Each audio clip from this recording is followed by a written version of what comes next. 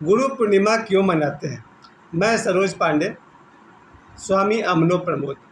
आज हम लोग बात करेंगे गुरु पूर्णिमा क्यों मनाते हैं और कैसे मनाते हैं। गुरु पूर्णिमा पर्व सभी के लिए नहीं है, उनके लिए है जिन्होंने किसी न किसी को अपना मार्गदर्शन के लिए गुरु चुना है। हालांकि ओशो कहते हैं हमेशा से गुरु ही शिष्य चुन सकता है, शिष्य गुरु नहीं चुन सकता है। जनरली शिष्य को लगता है कि इस गुरु को मैंने चुना है, लेकिन अगर देखा जाए लाहिड़ी महाशय और महाअवतार बाबा जी के संबंध को, तो पता चलता है कि लाहिड़ी महाशय को महाअवतार बाबा जी ने पहले ही चुन लिया था। या देवराहा बाबा के जितने शिष्य हैं, अगर वो सोचें कि मैंने देवराहा बाबा को चुना है, तो शायद सच्चाई ये है कि देवराहा बाबा ने ही उनको चुना होगा। पहली बात कि गुरु के कम से कम दो कैटेगरी मैं आपको कहना चाहता हूँ। एक गुरु ऐसे भी होते हैं जो इतने समर्थ हैं कि उन्हें मालूम है उनका शिष्य कब, कहाँ और क्या कर रहा है। ऐसे बहुत सारे गुरु हैं, समर्थ गुरु जिन्हें कहा गया, जैसे समर्थ रामदास जी हैं, देवराहा बाबा हैं, ओशो हैं, महाअवतार बाबा जी हैं, और भी बहुत सारे ऐसे गुरु हैं जिन्हें अपने शिष्य के बारे में 24 घंटा अगर वो जानना चाहे तो जान सकते हैं। उनका शिष्य कब, कहाँ, क्या कर रहा है, क्या कह रहा है, क्या सोच रहा है, वहाँ तक पकड़ सकते हैं। ऐसे सिद्ध गुरुओं की श्रेणी में अभी वर्तमान में 2024 में बाबा बागेश्वर, जिनके पास मैं 15 दिन पहले मैं उनके पास था। बाबा बागेश्वर में वो सामर्थ्य है, अगर वो जानना चाहें कि उनका कौन सा शिष्य कहाँ है, क्या कर रहा है, क्या बातें कर रहा है, क्या सोच रहा है, तो अगर जानना चाहे तो जान सकते हैं। अपने शिष्य का पल पल रिपोर्ट अगर उनको जानना हो तो जान सकते हैं। हमारे घर में उनका बुक कहाँ रखा हुआ है, मेरा फ़ोटो कहाँ रखा हुआ है, अगर वो जानना चाहे तो जान सकते हैं। मैं किस समय खतरे में हूँ, किस समय मज़े में हूँ, अगर जानना चाहे तो जान सकते हैं।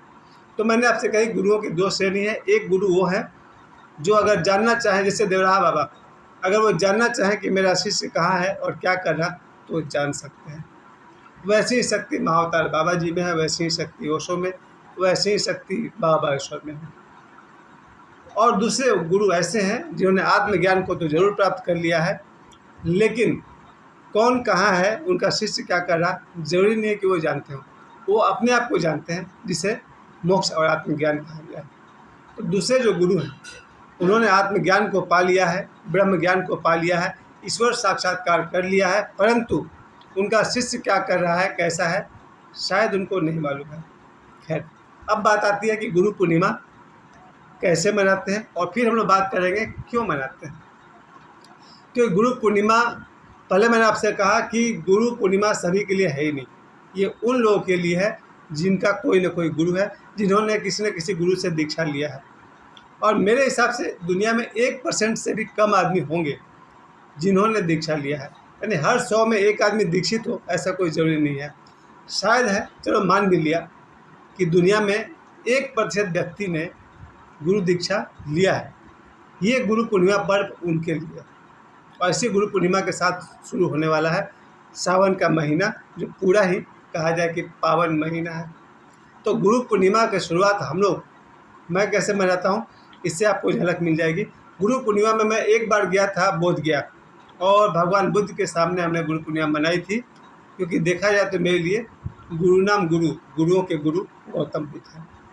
तो हम लोग गुरु पूर्णिमा के अवसर पर बोध गया गए थे। दूसरा तरीका, हम धनबाद में भी कुछ ऐसे ऐसे मंदिर है जहाँ हम लोग गुरु पूर्णिमा मनाते हैं। और सबसे ज़रूरी तरीका, आपने जिन गुरु से दीक्षा लिया है, जैसे मैंने ओशो से दीक्षा लिया है, तो आज रात को 12 बजे से ही मैं अपने गुरु के साथ ट्यून में चला जाता हूँ, उनसे समस्वरता मिला लेता हूँ, अपने गुरु को याद करके सो जाता हूँ।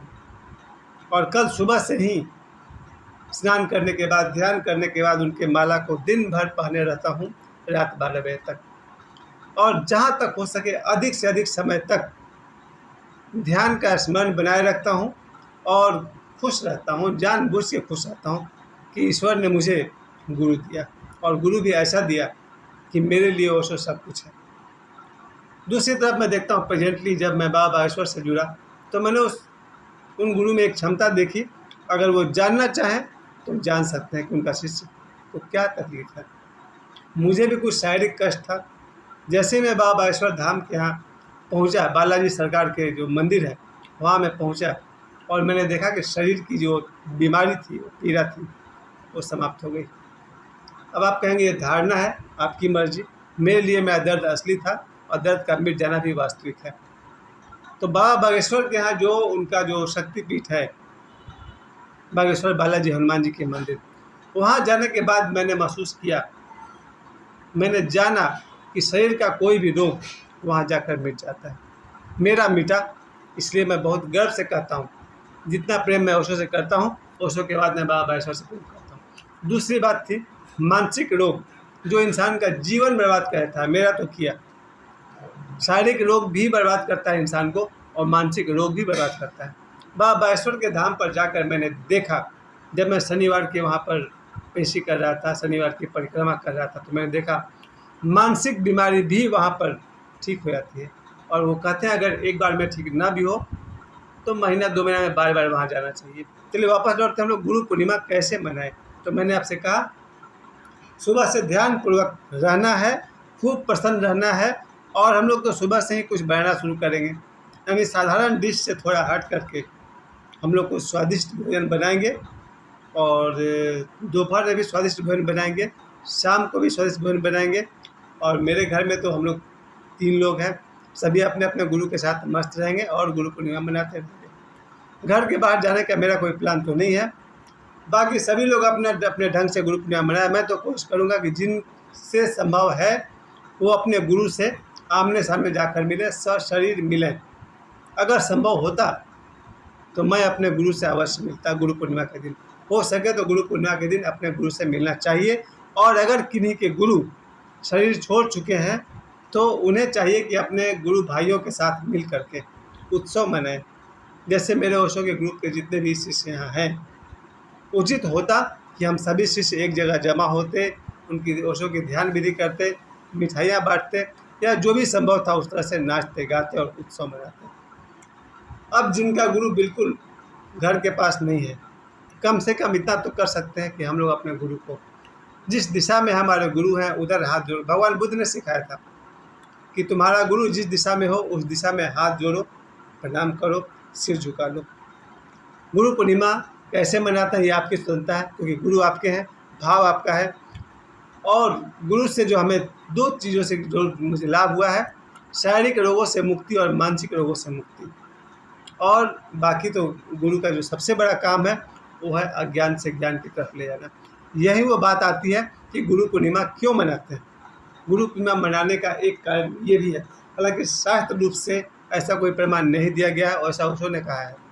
जब ओशो से पूछा गया गुरु पूर्णिमा क्यों मनाते हैं, ओशो ने कहा शास्त्र में ऐसा कोई वर्णन नहीं है जैसा मैं तुमसे कह रहा हूँ। हर पूर्णिमा के दिन पूरा चांद आसमान में आता है, और चांद को धन्यवाद इस बात के लिए दिया जाए कि जब अंधेरी रात हो और वैसे में कोई प्रकाश फैलाए तो उसे विशेष धन्यवाद।